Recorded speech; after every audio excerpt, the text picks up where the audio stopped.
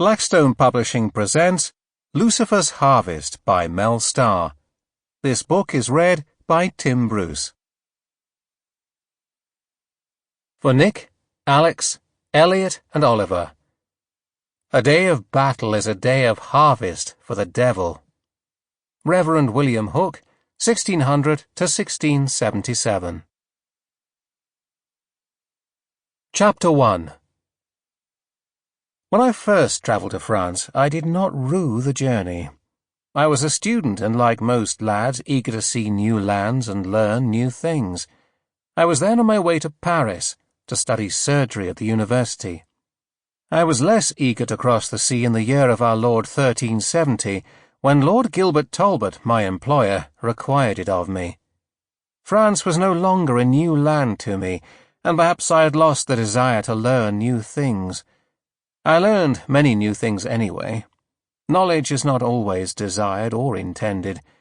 It is, however, often useful, even if unwanted, and accumulates like the grey whiskers which Kate occasionally finds in my beard. At least for this journey I would ride a palfrey rather than walk.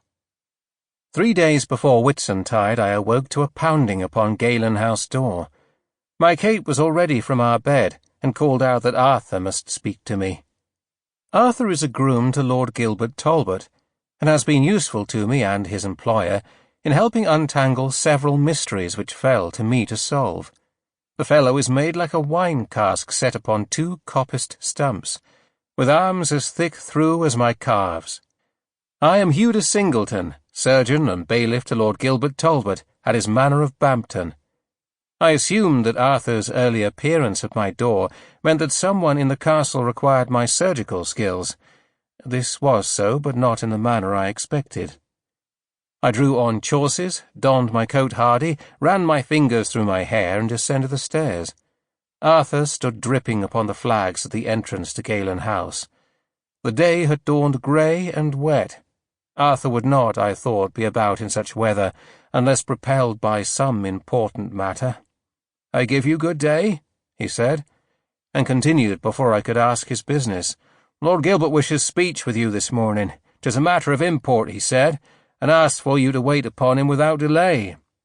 "Is my lord ill or injured? Or some other in the castle? Shall I take instruments and herbs?"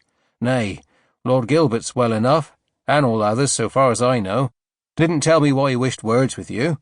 Just said I was to seek you and give you his message." "Which you have done. Return to the castle and tell Lord Gilbert I'll be there anon." I splashed water. Sample complete. Ready to continue?